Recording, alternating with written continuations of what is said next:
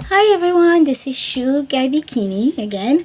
Um, Again, for those who do not know me, I'll reintroduce myself again. I'm Shu Guy Bikini, the founder of Grace and Hope Consulting, and my organization provides training, consultations, and counseling to help people achieve emotional wellness, reach their full potential, and live fulfilling lives.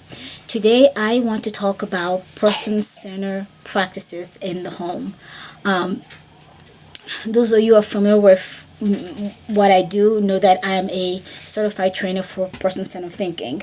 And often, when people think about person centered practices, they think about person centered planning and how we use it into planning for services for people, but it's actually a way of thinking that looks at the individual, what's important to them and for them, and being able to make that distinction and actually incorporating that into their everyday life. Okay, so I'm just going to share a little bit about how I use person-centered practices in my home.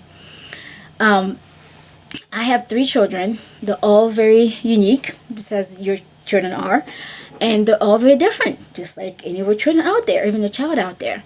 But knowing what's important to each of my children helps me parent them in the way that is more supportive to them. Okay, so I'll talk about my daughter, for example. My daughter does not like to be rushed. I guess this can be actually true for all three of my kids. Um, and it goes beyond just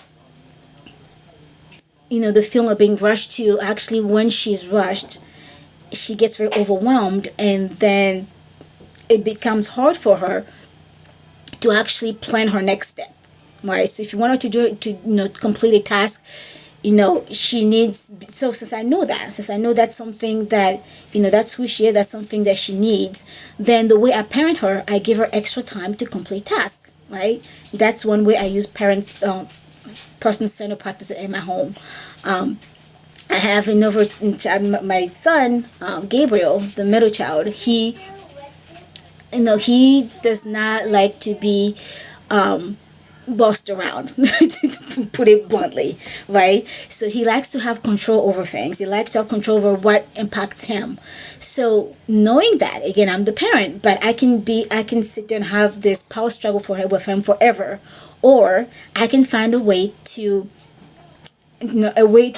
respect what's important to him and incorporate that into my parenting style. So what does that look like? So instead of me telling Gabriel, I need you to do this right now, I could do that, and there's times where I get to a point where I say that. But what works best for my son is when I explain what's going on. This is what we need to do, this is why we need to do it, and this is how you can help us do it. And by doing that, I just give him power, to actually be part of this end goal that the family has, and he feels empowered to contribute.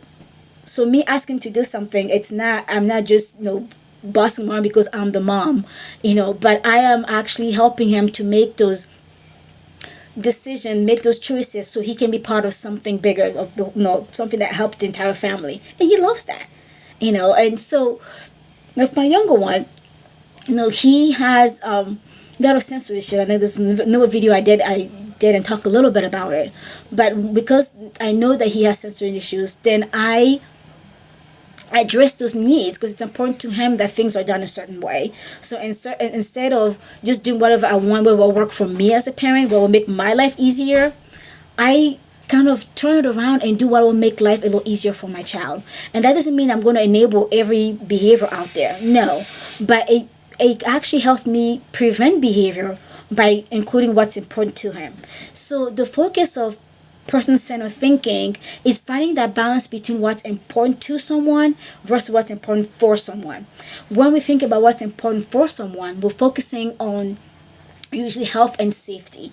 People taking their medication, people living in a safe environment, people being somewhere where where they're not abused. So we think about those things. Health and safety is like the main components of what's important for someone. But the way to best support people, it's going beyond that. I can be safe and healthy but be miserable, right? I can be safe and healthy and be bored. That's no fun for anybody, right? So person-centered thinking actually incorporate this added value to people's life, that is what's important to someone, what makes them tick in a good way, what are the things that make them smile, what are the things that bring joy to them, what are the things that actually makes a whole lot of difference in their life, right? The things that they like to do. And it can be maybe they like the coffee cold, maybe they like it with 2 cups of sugar, but that be healthy. Again, it's finding that balance, right? But supporting people in a way that incorporates what's important to them, help them have meaningful lives. If you're just providing, safe health and safety, people will be miserable. And then and then you get more behavior. Now you might get more attention. Then you're not meeting your outcome goals. You're not meeting your goals because people are just not happy.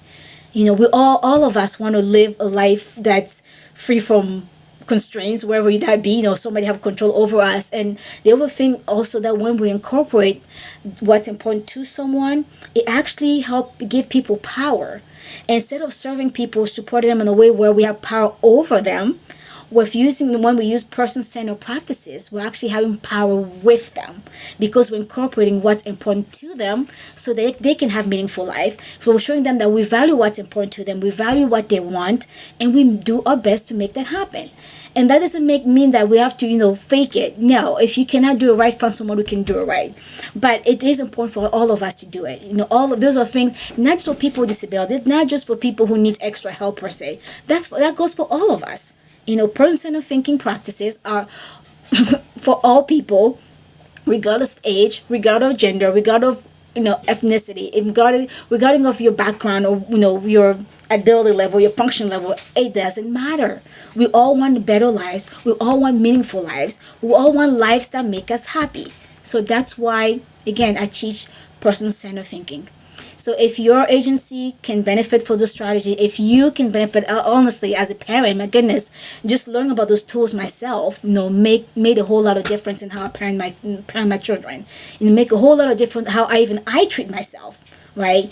And through that training, person-centered thinking training, it's usually the training itself, it's usually 2 full days, or I can break it down into 4 half days. But through that training, you're learning to gather information about the person and find meaningful information that you can use to help them have better lives. So we look at tools, again, like what important to, important for, trying to make that distinction and incorporating that throughout all the other tools that you learn through the training. But we go through like a morning routine to kind of pull out again what are those things that make for a good day for someone. We do what's working, what's not working. So it's looking at a certain situation per se, and it becomes a good decision making tool. And that one, for example, I just had to use it recently when I needed extra care for my child, and we tried a setting, and there was all these little things that just did not work, that made it more stressful for me and more overwhelming for my child. And I had to sit down and use that tool. And once you actually get comfortable with those tools, and you actually get to the point where you're not using it like on paper all the time, it becomes again this thinking process, right? Because before you plan, you have to think.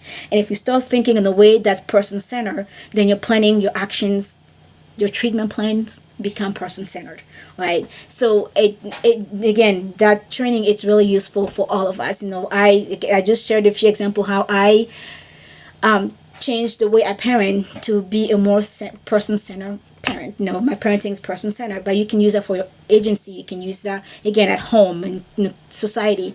All of us can benefit from person-centered thinking training. So if you need it, want to find out more, please contact me. I'll be glad to share information and set time to talk with you. All right, thank you. Remember, everybody's meaningful, everybody's important, and everybody wants a better life. Be the person that allows others to have the better life that they want for themselves. And that's why I teach person-centered thinking.